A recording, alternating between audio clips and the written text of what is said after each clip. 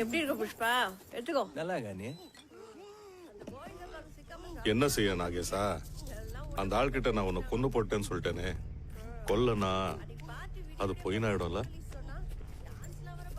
மௌலிசு முடிச்சிடுறான் அவனை.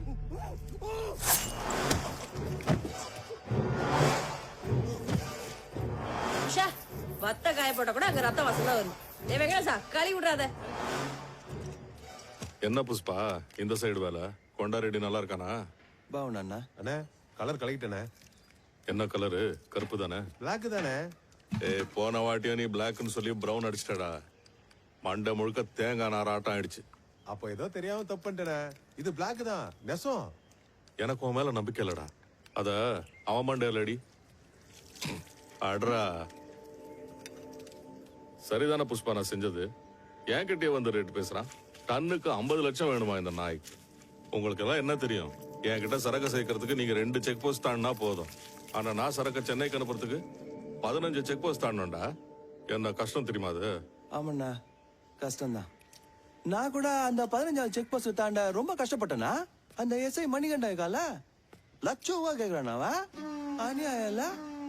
சரியா தந்தானா ஆகணும். கட்டைய சென்னையில சேஃபா கொண்டு போய் சேர்த்தேனா அதான முக்கியம்.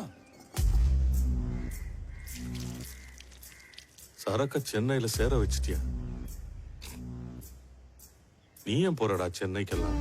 நீ கொடுக்க 25 லட்சம் நீ சரி பண்ணல. தன்னு கோடினா சரி பண்ணா கம்முன்னு உனக்கே தந்துடுற. கோடியா? என்னண்ணா தரலனா இவன் யாருக்கு அனுப்ப என்னன்னா? சென்னை முருகனுக்கு. அதை நான் அவனுக்கே அனுப்பிடுறேன்னா புது எல்லாம் எதுக்கு? ஏய் பார்த்து பேசு. 50 கேட்டதுக்கே கழுத்து அறுத்துட்டான். கோடி கேக்குதா உனக்கு? என்ன ஆவேன்னு தெரியுமா? தெரியுது மோல்ல.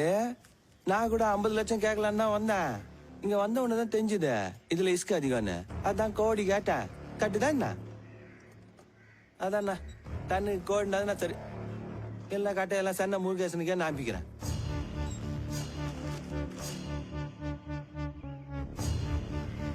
நீங்களாம் தெரிஞ்ச உடனே எனக்கு பேஜ் ஆறீங்க. செய்யா வட்டானா கொலகாத பாவீங்களா? நோ இது பிளாக் தானா? என்ன சந்தேகம் ஆச்சியா?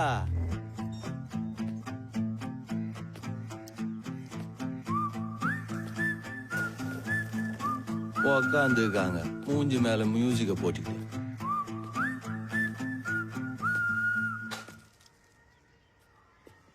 என்ன பாவா அவனை உசுரோட போக விட்டேன்.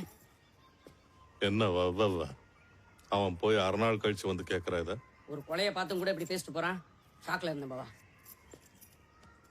நான் என் பொண்டாட்டி கூட கனவுலயே ஆடிக்கிட்டு இருந்தேன்.